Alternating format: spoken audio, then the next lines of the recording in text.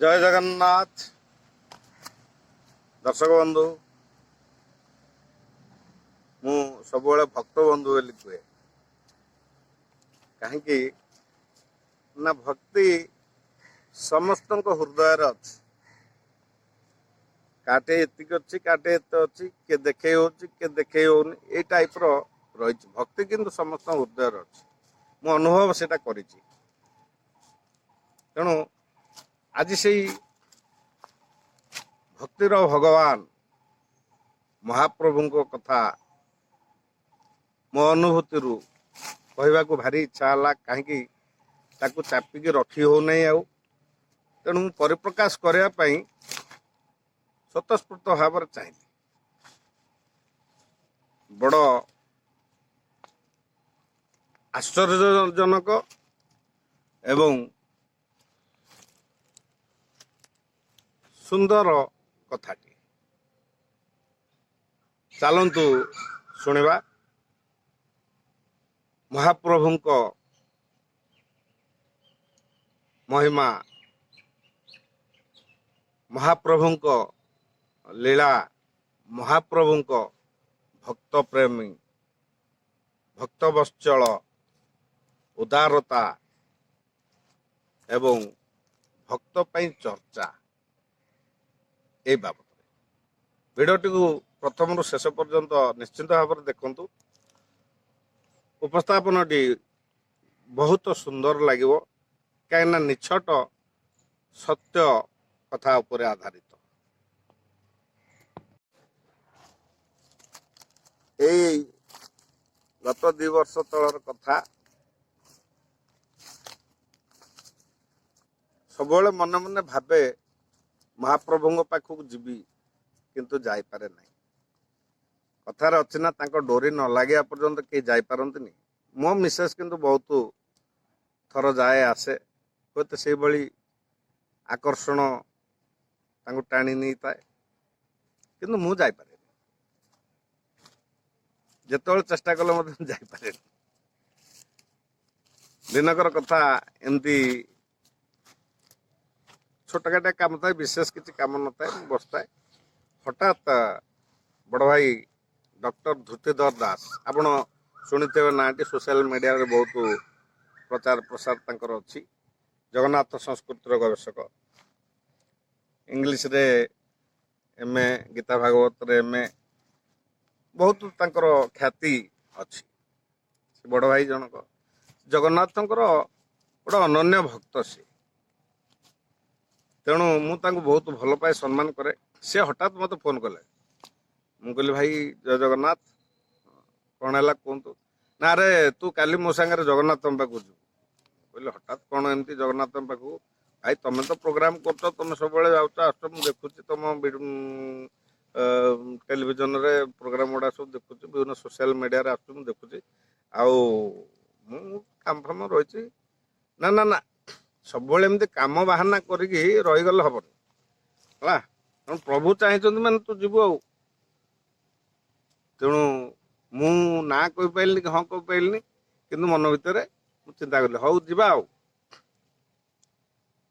किसी समय पर मो अनुभव है जे प्रभुंकर आकर्षण प्रभु घोषाड़ी माने आउ रही तेणु जावाई पड़ो बहुत उत्कंठा सहकार भुस्किन मु बाहरी तेणु परदिन सकाळे आमे सांग होइकरी बस रे बसिलु पारादीप रु आमे पारादीप रे रहू दी भाई जाक तेणु मु भाई ये डाके मो उपर बैच रे से पढ़ुले एसबीएम कॉलेज रो भाई आम उपर बैच रे थिले गाड़ी रे बहुत कथा सी प्रवचन श्लोक गीता गान सब बुझे बुझे चल था मु सब शुणु थाए किंतु मन भितर मोर गोटे आशा उद्रेक होता है मु जगन्नाथ पाख गले मु रसमलाई खाती हाँ मन मन मु भावु थाए रसमलाई खाई जो कहली भाई गले कौन कौन करिया कोठी रहिबा कौन खाइबा खाइबा चिंताटा आग करदी अरे किसी ना महाप्रसाद खाया माँ विमला पाखे भी खाइबा सेठी नना माने सब परिचित अच्छा भोग मिल ଖାଇବା ଚିନ୍ତା କାହିଁ କରୁଛୁ ଚାଲ।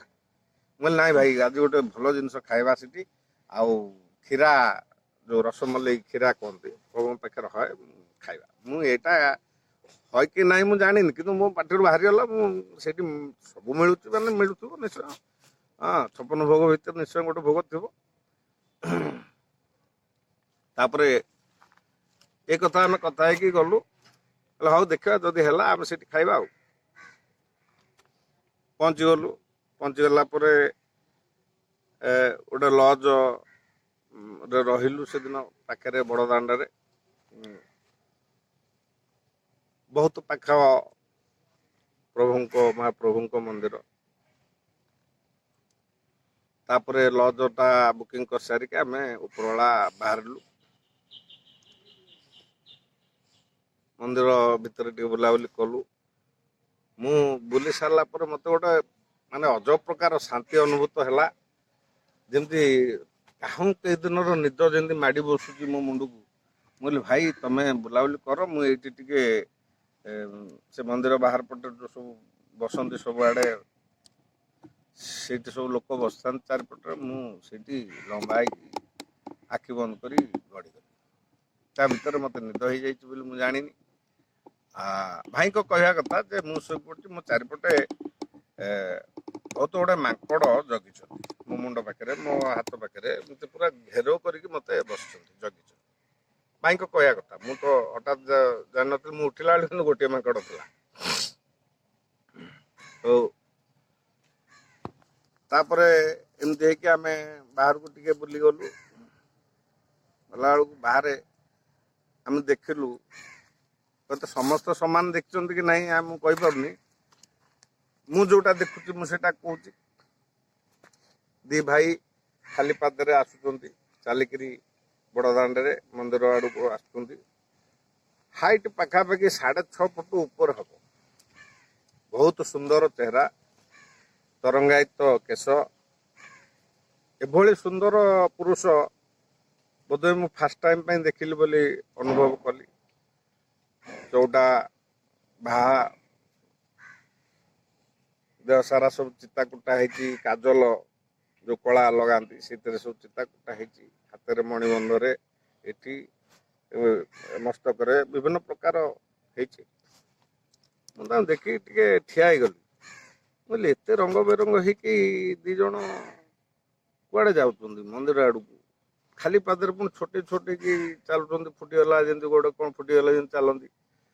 ତେଣୁ ମୋ ମନେ ମନେ କାହିଁ ଗୋଟେ ସ୍ମରଣ ହେଲା। ମୁଁ କହିଲି ମୁଁ ଆଉ ଦି ଭାଇକି ଦେଖୁନି ତ, ଜଗନ୍ନାଥ ବଳଭଦ୍ରଙ୍କୁ ଦେଖୁନି ତ। ମୋ ମନ ଭିତରେ କାହିଁ ଆସିଲା, ମୁଁ ଭିଡ଼ି ଚାଲିଗଲି ମୁଣ୍ଡିଆ ମାରିବା ପାଇଁ, ନମ୍ବେଇକି ଶୋଇପଡ଼ିବି ବୋଲି ଭାବିକି ଭିଡ଼ି ଯିବାକୁ ଭାଇ ମୋ ହାତଟାକୁ ଭିଡ଼ିକି ଧରିଲେ। କହିଲା ଆରେ ଆରେ ସାଡ଼େ କୁଆଡ଼େ ବୁଲୁଛୁ? ମୁଁ କହିଲି ନା ନା ସେ ଟିକେ ଦର୍ଶନ କରି ଆସି। ଆରେ ସେ ଫରେନର ଦିଟା ମୋତେ ସେ ଭାଇ କହୁଛନ୍ତି, ସେ ଦିଟା ବିଦେଶୀ ଲୋକ, ସେ ଜାଣିପାରୁନି। ମୁଁ ନା ନା ଭାଇ ମୋତେ କାହିଁ ଅଜବ ଲାଗୁଛି, ବାସ୍ନା ଆସୁଛି ତାଙ୍କ ଦେହରୁ। ଜଗନ୍ନାଥଙ୍କ ପାଖରେ ଯେମିତି କସ୍ତୁରୀ ଚନ୍ଦନ ବାସ୍ନା, ତୁଳସୀ ବାସ୍ନା ସେସବୁ ଆସୁଛି। ଆଉ ଭାଇକି କ'ଣ ଫରେନର ଭଳିଆ ଦେଖାଯାଉଛନ୍ତି? ବାହାର ଦେଶର ଲୋକ ଭଳିଆ ଦେଖାଯାଉଛନ୍ତି। ମୋତେ ତ କାହିଁ ଅଲଗା ଲାଗୁଛନ୍ତି। ଆଉ ଯାହା ବି ହଉ ପ୍ରଭୁ ମାୟା କଲେ ଜାଣି ହେଲା ନାହିଁ। ଆଉ ମୁଁ କିନ୍ତୁ ତାଙ୍କ ପାଦ ଦିଟାକୁ ଚାହିଁକି, ଆଉ ମୁଖମଣ୍ଡଳକୁ ଚାହିଁକି ମୁଁ ମୋର ମନେ ମନେ ହାତ ଯୋଡ଼ିକି ମୁଁ ପ୍ରଣାମଟି ଜଣେଇଲି। କିନ୍ତୁ ସୁଯୋଗ ହାତ ଛଡ଼ା ହେଇଗଲା। ନମ୍ବ ହେଇକି ପଡ଼ିକି ପାଦ ଛୁଇଁ ପାରିଥାନ୍ତି, ତେଣୁ ପ୍ରଭୁ ମାୟା କରିଦେଲେ। ମୁଁ କିନ୍ତୁ ମନେ ମନେ ଭାଇ ଉପରେ ରାଗିଗଲି। ମୁଁ କହିଲି ଭାଇ କେଡ଼ ବଡ଼ ସୁଯୋଗ ହାତ ଛଡ଼ା କରିଦେଲ। ସେ ଯିଏ ବି ହେଇଥାନ୍ତୁ ମୁଁ ମୁଣ୍ଡିଆ ମାରି ଦେଇଥିଲେ କ'ଣ ଅସୁବିଧା ହେଇଥାନ୍ତା? ଆଉ ମନେ ମନେ ଭାରି ଇଏ ଲାଗିଲା। ହଉ ଛାଡ଼, ହେଇଥିବ କାଳେ ଫରେନର ହେଇଥିବେ, ଭାଇଙ୍କ କଥା, ଭାଇ ସବୁବେଳେ ଆସନ୍ତି। ଆଉ ଚାଲ ଯିବା ଭିତରୁ ଚାଲ। ଏମିତି ରାତି ହେଇଗଲା। ରାତି 12ଟା ପର୍ଯ୍ୟନ୍ତ ମନ୍ଦିର ଭିତରେ ରହିଲୁ। ମା ବିମଳାଙ୍କ ପାଖରେ, ଭଗବତୀ ମାଙ୍କ ପାଖରେ ସେ ଗୋଟେ କୂଅ ଅଛି, ଆଉ ଚତରା ଅଛି, ସେ ସବୁ ନନା ମାନେ ତାଙ୍କର ପ୍ରସାଦ ସେବନ କରନ୍ତି। ସେମାନେ ଧୋତି ଭାଇକି ଡାକିଲେ। ସେ ବହୁତ ପରିଚିତ, ସବୁବେଳେ ଯାଆନ୍ତି, ତେଣୁ ତାଙ୍କୁ ଡାକିଲେ। ଆଉ ତାଙ୍କ ଲାଞ୍ଜଟା ମୁଁ ଧରିଛି ଯେହେତୁ ମୋତେ ବି ଯିବାକୁ ପଡ଼ିଲା। ବସି ସେଠି ମାଙ୍କର ଭଲ ପିଠା ପିଠା ସବୁ ହେଇଥିଲା ପେଟେ ସେଥିରୁ ଖାଇଲୁ। ଖାଇସାରିଲା ପରେ ଆସିଲୁ କଥାବାର୍ତ୍ତା ହେଉଥାଉ ଭାଇ ଆଉ ଯେଉଁ ଜିନିଷ ଖାଇବାକୁ କହୁଥିଲେ ସେଟା ତ ମିଳିଲାନି। ହଁ ମୁଁ ଭୁଲିଗଲି ସେ ମଝିରେ କଥାଟା କହିବାକୁ। ଆମେ ଆନନ୍ଦ ବଜାର ଭିତରେ ସେ ଭୋଗ ଦୋକାନ ସବୁ ଜାଗାରେ ଆମେ ପଚାରିଛୁ ଯେ ଏଇ କ୍ଷୀରା ମିଳୁଛି ନା ନାଇଁ ଏବେ। ସେ କହିଲେ ନାଇଁ ସେ ଭୋଗ ତ ବିକ୍ରି ହয়ନି। ସେ ଆମକୁ ସେତେବେଳେ ମନା କରୁଛନ୍ତି। ତେଣୁ ସେଇ ରାତିରେ ଆମେ ସେଇ କଥାଟାକୁ କଥା ହେଉଛୁ ଯେ ଭାଇ ଯେଉଁ ଜିନିଷ ଖୋଜୁଥିଲ ତ ସେଇଟା ମିଳିଲାନି। ଆଉ ଯାହା ବି ଖାଇଲେ ମନ ଭରି ଯାଇଛି। ମା ବି ବହୁତ ଖାଇବାକୁ ଦେଇଛନ୍ତି। ଭାରି ମାନେ ଯେମିତି ଗୋଟେ ଅତିଥି ଚର୍ଚ୍ଚା ହେଲା ଭଳିଆ ସେଇଭଳିଆ ଲାଗିଲା ମହାପ୍ରଭୁଙ୍କର ଲୀଳା। ଆଉ ପ୍ରଣାମ କରିକି ମୁଁ ପ୍ରଣାମ କରୁଛି। ଛୋଟିଆ ଗେଡ଼ା ହେଇକି ଜଣେ ବ୍ରାହ୍ମଣ ମୁଁ ପ୍ରଣାମ ଏମିତି କରୁଛି। ସେ ମୋ ହାତ ଭିତରେ ସେତେବେଳେ ତୁଳସୀ ପୁଳାଏ ଧରି ଗେଞ୍ଜି ସାରିଲେ। ମୁଁ ହାତରେ ଜାବୁଡ଼ି ଧରିକି ଅନେଇଲା ବେଳକୁ ଛୋଟ ଗେଡ଼ା ହେଇକି ଜଣେ ବ୍ରାହ୍ମଣ ଠିଆ ହେଇଛନ୍ତି, ଦାନ୍ତ ଦେଖି ହସୁଛନ୍ତି। ହଁ ମୁଁ ତାଙ୍କୁ ମୁଣ୍ଡିଆଟି ପକେଇଲି ଆଉ କିଛି ପଇସା କାଢ଼ିଲି ତାଙ୍କ ହାତରେ ଦେବା ପାଇଁ। ସେ ମନା କଲେ। ହଁ ତେଣୁ ଯେହେତୁ ମନା କଲେ ମୁଁ ଆଉ ଜବରଦସ୍ତି କଲିନି। ମୁଣ୍ଡିଆଟେ ମାରିକି ଚାଲି ଆସିଲି। ସିଏ ବି ମୋତେ ଗୋଟେ ଆଚମ୍ବିତ ଲାଗିଲା। ତାପରେ ତୁଳସୀ ତକ ଯାହା ହଉ ପାଇଛି। ବାହାରକୁ ଆମେ ଦି ଭାଇ ଯାକ ବାହାରୁଛୁ। କହିଲେ ପଶ୍ଚିମ ଦ୍ୱାର ପଟେ ଆମେ ଯିବା।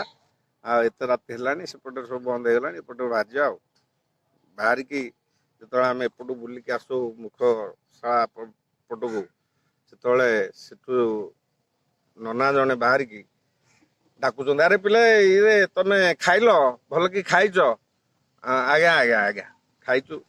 ଆଉ ଆରେ ତମେ ବା ଇଏ କ୍ଷୀରା ଖାଇଥାନ୍ତ। ତେଣୁ ଏ କଥା ଶୁଣିକି ମୁଁ ଭାଇ ମୁହଁକୁ ଚାହିଁଛି, ଭାଇ ମୋ ମୁହଁକୁ ଚାହିଁଛନ୍ତି। ହଁ ମୋ ଆଖିରୁ ଠକ୍ ଠକ୍ ଲୁହ ବାହାରି ଆସିଲା। ତେଣୁ ସାଙ୍ଗେ ସାଙ୍ଗେ ସେ ଜରିରେ ଏତେ ଗୁଡ଼ାଏ କ୍ଷୀରା, ରାତି 12ଟା 12:30 ଉପରେ ହବ, ବାହାରେ ଆମେ ଗ୍ରହଣ କଲୁ ତାଙ୍କ ହାତରୁ।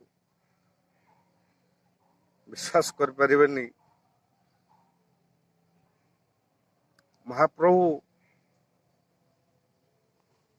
ପ୍ରକୃତରେ ଭକ୍ତଙ୍କର ପ୍ରତ୍ୟେକ ଭାବନା ଇମୋସନାଲ ଲାଗୁଛି। ପ୍ରତ୍ୟେକ ଭାବନାକୁ ମଧ୍ୟ ସେ ଗ୍ରହଣ କରିଥାନ୍ତି। ଆପଣମାନେ ଭାବନ୍ତୁ, ଆମେ ବସ୍ ଭିତରେ କଥା ହଉଥିଲୁ। ଭୁବନେଶ୍ୱର ପୁରୀ କେତେ ଦୂର? ଆମେ ବସରେ କ'ଣ କଥା ହେଲୁ ସେ ବିଷୟରେ ଶିବେ ଜାଣିଲେ କେମିତି?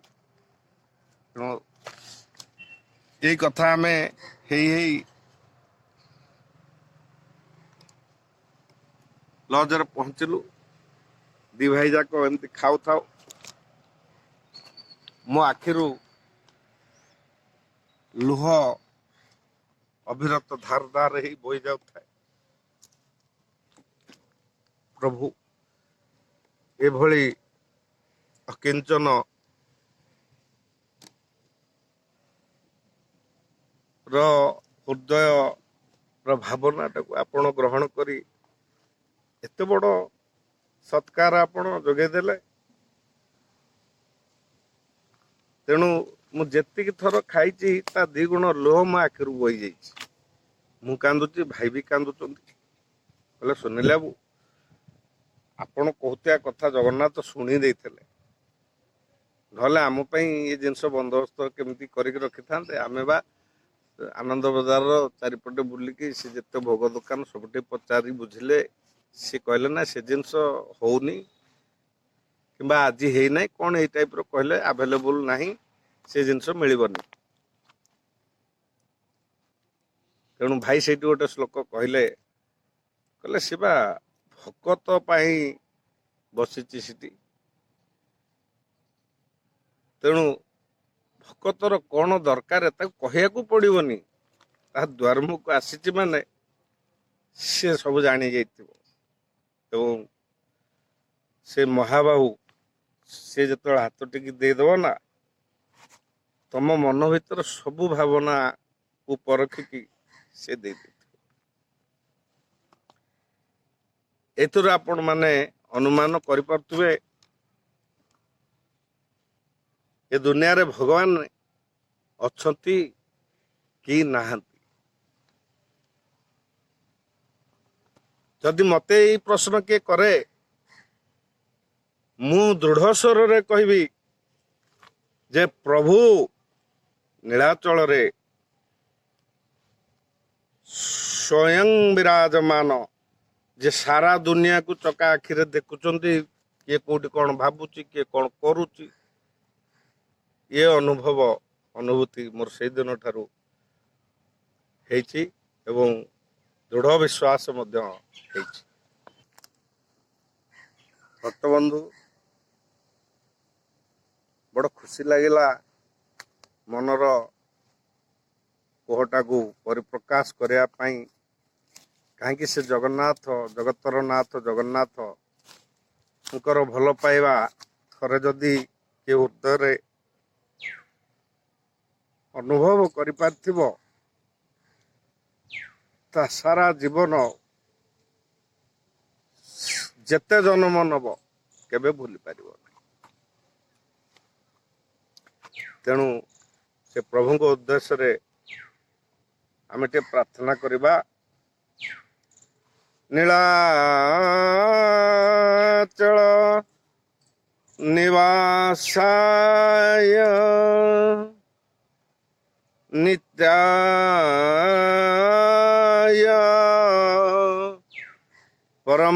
ପରମାତ୍ମନେ